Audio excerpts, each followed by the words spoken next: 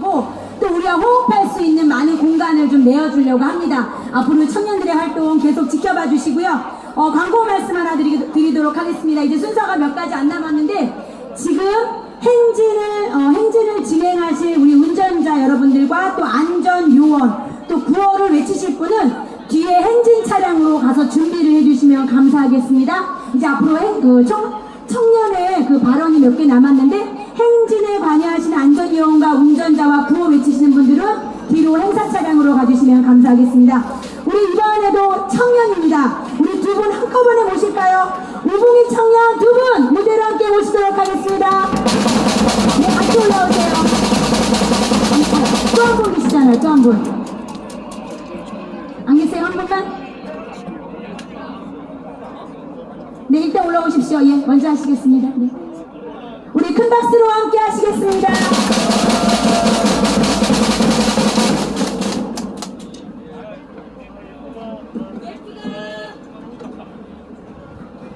안녕하세요. 요즘에 다들 잠 못 이루시죠? 저도 그렇습니다. 내가 진짜로 했던 4월 10일에 했던 내 표는 어디 있을까 늘 궁금합니다. 근데 아까 하세당에서 고물상에 갔을 수도 있다고 하니까 제 마음도 갈려버리는 느낌입니다. 오늘은 우리 블랙 시위에서조차 입 밖에 꺼내면 안 될 것 같은 터부시된 태극기 이야기를 하겠습니다. 그간에 이 얘기를 너무 하고 싶었습니다. 알게 모르게 저들에게 세뇌당한 태극기에 대한 안 좋은 이미지를 한 번은 깨고 가야 한다 라고 생각했었습니다. 북한 국가 전주가 나오는 저질 애국가를 호국영령들 앞에서 트는 마당에 얘기 못할 것도 없습니다. 그분들이 누구 손에 돌아가셨는데 그딴 것을 튼단 말입니까?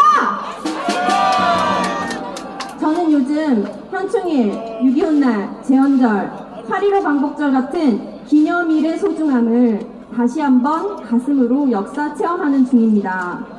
어릴 때는 이런 국경일에 집집마다 거리마다 태극기를 달아서 바람에 휘날렸던 기억이 있습니다. 그런데 지금은 국경일인 현충일에도 개항하지 않고 그냥 지나갔지 않습니까? 나라 돌아가는 것에 관심을 가지고 나니 이런 현실이 정말 황당하고 도무지 이해가 되지 않는 정부라고 생각됩니다. 죄송한 말씀을 좀 드리자면은 처음에 서초 집회 나왔을 때만 해도 지금 젊은 세대가 그렇듯이 태극기 배지를 달거나 태극기 모자를 쓰거나 태극기를 휘날리는 어르신들에게 상당한 거리감을 느꼈었습니다. 그런데 한 주 한 주 집회에 나오면서 태극기에 대한 제 시선은 완전히 달라졌습니다. 여기 나오시는 어르신들은 절대 저들이 심어놓은 본드라든지 과격하다든지 무대뽀시게 그런 분들이 아닙니다. 한평생 자신들이 자랑스럽게 이루어놓은 선진 대한민국이 행여나 잘못될까봐 노심초사하는 분들일 뿐이셨습니다. 내가 손수 마련한 내 집도 쓸고 닦고 아끼는데 하물며 6.25 때 모든 게 파괴됐다가 이렇게 좋게 이루어놓은 내 나라라면은 더욱 그렇지 않겠습니까?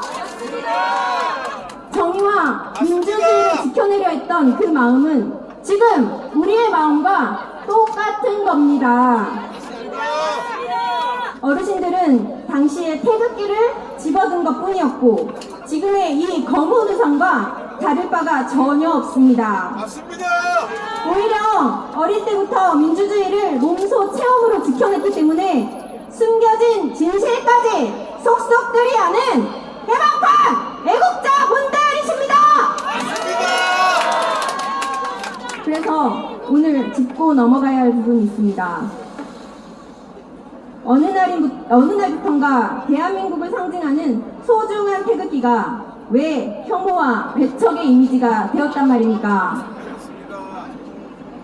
이렇게 태극기를 혐오하고 싫어하게 만든 행태가 마치 일제시대 때 대한민국 위해 전국 명산에 새말뚝을 박았던 그 행태와 다를 바가 무엇입니까?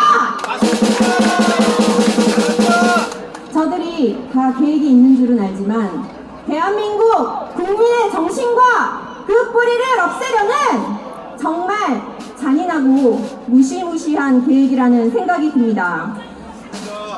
얼마 전에 현 정부가 6.25 전쟁 70주년을 맞아서 그럴싸하게 말포장을 해서 내놓은 122-609 태극기라는 것을 보셨습니까?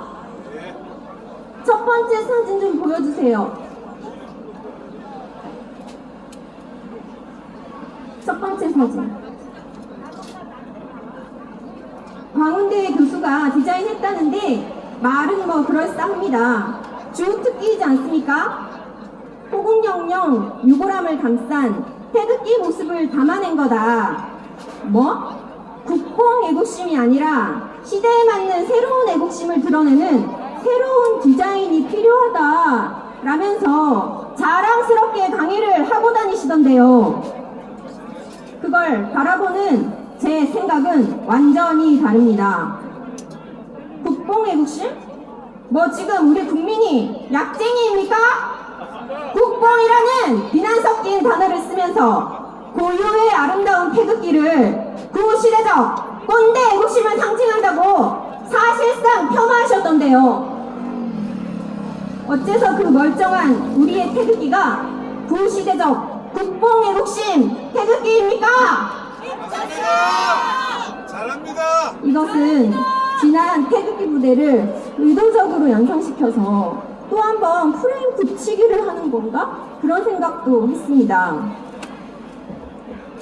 122-609 태극기는 하늘과 땅 혹은 음과 양의 기운이 순환하고 있는 태극 문양의 위아래를 꺾어 놓았고 우주 삼라만상의 변화 원리를 담은 건공감리 사괴를 잘라내었습니다. 맞습니다.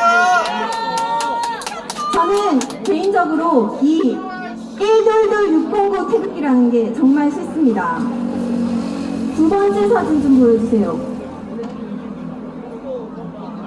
두 번째 사진.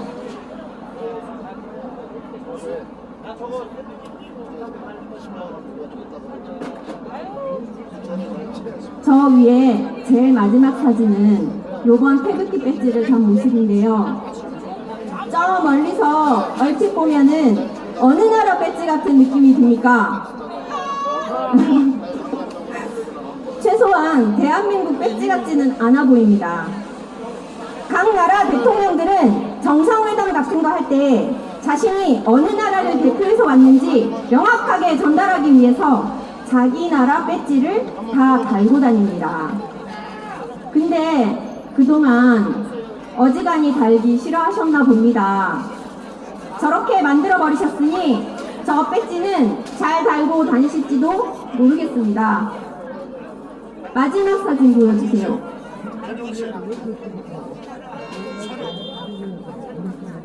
우리나라 태극기는 세상에서 가장 철학적인 국기라고 칭송받습니다.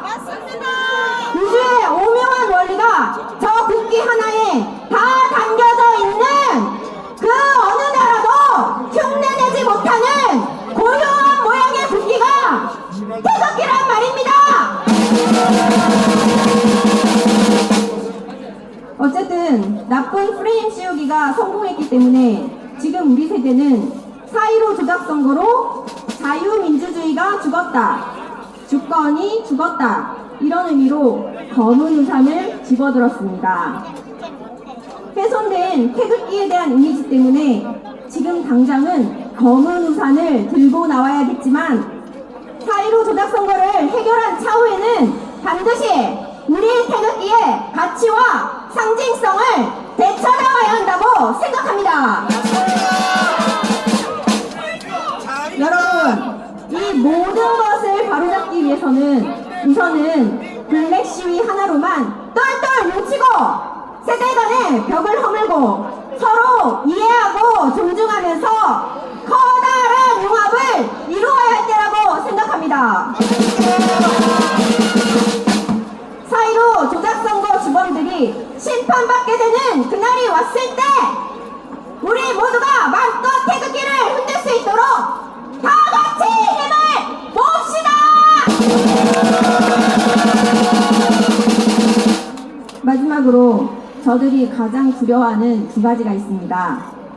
하나는 증거 중에 QR코드와 서버가 가장 두려울 것이고, 또 하나는 바로 지금 이 자리에 기존의 태극기 어르신 세대와 지금 블랙 시위대 젊은 세대가 힘을 합치는 것을 가장 두려워한다고 생각합니다.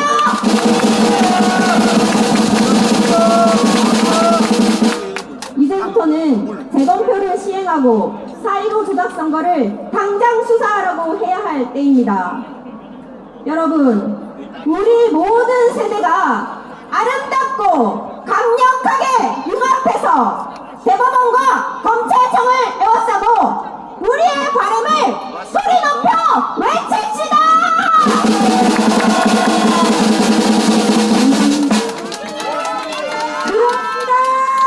우리 청년에게 큰 박수 부탁드리겠습니다. 우리 두 번째 우동희 청년 올라오세요. 어서 오세요. 어서 오세요. 예, 아까도 이러다 못 올라왔어. 빨리 와, 빨리. 네, 우리 청년들이 이렇게 목소리를 낼 수 있어서 얼마나 기쁘고 감사한지 모릅니다. 이름 약자가 HJS입니다. 우리 HJS 우동희 청년 소개합니다. 올라오세요.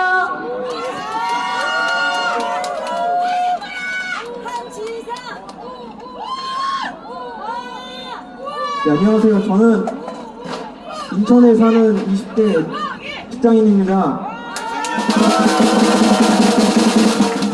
제가 여기 올라온 이유는 그 부정선거도 중요한데 그 많은 사람들이 그 우파에 대한 프레임이 많이 씌워져 있어가지고 그걸 좀 깨기 위해서 올라왔습니다. 그 부정선거를 또 밝히려면은 많은 우파들이 많아져야 되고, 그 첫 번째 방법이 일단 그 우파에 대한 프레임을 벗겨야 되는데, 그 첫 번째가 일단 우파 하면은 그 부정적인 이미지가 있는데, 우파 하면은 이제 박정희가 떠오르고, 그 박정희 얘기를 하면은 뭐 친일이나 군사 독재 이런 말부터 떠오르는데, 이게 다 잘못된 말들입니다. 이게 제일 중요한데, 맞습니다. 일단 박정희는 친일도 한 적이 없고 독재도 한 적이 없고 군사 독재도 아니었습니다. 맞습니다. 박정희가 장기 집권을 한 건 맞는데 독재는 절대로 한 적이 없습니다. 그 이유에 대해서 설명을 해드리겠습니다. 박정희는 선거로 집권해서 민주적 절차에 의해서 당선된 사람이기 때문에 독재자가 절대 아닙니다. 맞습니다. 민주주의에서 독재란 민주권이 제한이 돼야 독재인데, 민주가 뭐의 줄임말이냐면은 국민 주권의 줄임말입니다. 맞습니다. 국민에게 주권이란 그 참정권이고 선거권인데, 민주주의 국가의 타이틀을 달고 이 선거권이 제한이 되면은 그때 독재인데, 박정희 시대 때는 대선도 다 치렀고 총선도 다 치렀습니다. 그러므로 인해서 박정희는 독재자가 아니라 민주주의 대통령입니다. 맞습니다. 발기기를 제안합니다. 발기기. 그래서 박정희는 그 박정희에 대한 독재자 프레임은 저 좌빨 새끼들이 다 씌운 악질적인 프레임입니다. 맞습니다. 잘한다. 그리고 몇몇 사람들이 그러면 유신헌법은 독재가 아니냐 이렇게 질문을 하는데, 유신도 정확히 말하면 독재가 아닙니다. 왜냐면은 그 당시 절차에 따라서 국민투표로 인해서 승인됐기 때문에 유신헌법도 결국엔 독재가 아니라 민주주의 헌법입니다. 맞습니다. 즉 박정희가 독재자가 되려면은 국민의 투표권을 제한하고 유신헌법이라는 것도 마음대로 발표를 해야 그때 독재자가 되는데, 박정희는 오히려 국민투표로 다 승인이 되고 그 2년 뒤인 1975년도에 그 재신인 투표까지 해서 유신헌법의 정당성을 보장받았기 때문에 박정희는 독재를 한 적이 없습니다. 맞습니다. 그래서 박정희는 독재를 한 독재자가 아니라 민주주의를 실현한 민주주의 대통령이므로 독재라는 것은 엄청 잘못된 프레임입니다. 그리고 이것을 이승만 전선한테 대입을 해봐도 다 똑같은 결론이 나기 때문에 결론은 이승만, 박정희, 전두환 이런 세 분의 대통령이 독재 프레임을 쓰는 것은 엄청 잘못된 것입니다. 박정희를 독재를 한 독재자라고 하는 것은 그 김영삼, 김대중들이 한 빨갱이 새끼들이 한 행동을 민주화 운동이라고 인정해 주는 것이며 이들 용공분자들에 대해 면죄부를 주는 행동밖에 안 됩니다. 우리나라는 건국부터 지금까지 독재자가 다스리던 독재국가였던 적은 없었고 줄곧 민주주의가 시행된 민주주의 국가입니다. 그럼 왜 좌빨들이 박정희, 이승만, 전두환을 독재자라고 하냐면은 아까 말씀드렸듯이 민주주의 국가에서 투표권이 제한돼야 독재인데 민주주의 국가에서는 그러면 선거를 안 하면 독재가 됩니다. 그러니까 좌빨들이 왜 이승만, 박정희, 전두환에게 못된 독재 프레임을 씌워가지고 까냐면은 우리나라는 민주국가인데 민주주의 사회에서 독재란 있을 수 없기 때문에 만약에 민주주의 국가를 지향을 하면서 독재를 했다 그러면은 우리 대한민국 정부에 대해 정통성이 사라지게 됩니다.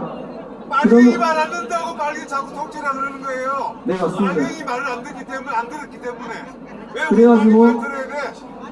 좌빨들이 독재라고 하는 이유는 대한민국의 정통성을 없애고 저 북한한테 정통성을 주기 위해서 우파 대통령들한테 독재 프레임을 씌우는 것입니다. 그럼으로 인해서 대한민국의 역사를 보면 72년 중에 거의 35년 이상 절반에 가까운 집권기간이 이승만, 박정희, 전두환 정권인데 이들을 독재자가 다스리는 독재국가를 취급해버리면 대한민국은 독재국가가 되어버립니다. 그럼으로 인해서 대한민국은 한반도 유일 합법정부라는 정통성도 없어지게 되는 것이고 민주국가라는 정통성도 없어지게 되는 것입니다. 그러므로 인해서 이승만, 박정희, 전두환을 독재자로 매도하고 우리 대한민국 그 휴전선 이남에 있는 대한민국을 부정을 하게 되고 그 정통성을 자연적으로 북한에게 가기 때문에 저 좌빨들은 이승만, 박정희, 전두환을 독재자로 매도를 하는 것입니다.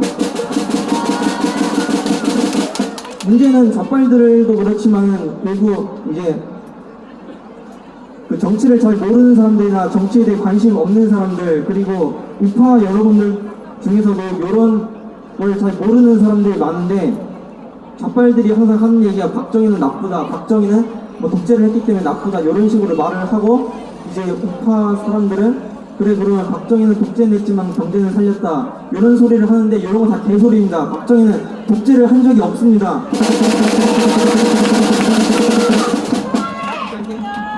네, 그래가지고 결론은 이승만, 박정희, 전두환은 독재를 한 적이 없는 민주주의 대통령이므로 이 독재 프레임은 잘못된 것입니다. 그래가지고 요 프레임을 깨야 일반 국민들이 정치 잘 모르는 국민들이 박정희 하면은 독재 프레임이 생기지 않게 되므로 자연적으로 우파 시민이 될 수 있고 그렇다면 자연히 민주당을 뽑는 사람이 없어질 것이고 많은 사람들이 우파가 되므로 우파가 집권할 수 있게 됩니다. 이런 사실들을 많이 알려야 됩니다. 박정희, 이승만, 전두환은 독재를 한 적이 없고 민주주의를 시행한 민주주의 대통령이기 때문에 이 프레임을 접근해서 여러 사람들한테 많이 알려야 됩니다. 이상입니다. 네, 감사합니다. 큰 박수로 응원해주세요. 제대로 저런 걸 어디서 배웠는지. 네, 감사합니다. 이제 마지막 순서입니다. 순서 전에 광고 말씀 한 가지 드릴게요. 청년들이라 하면 2030 세대를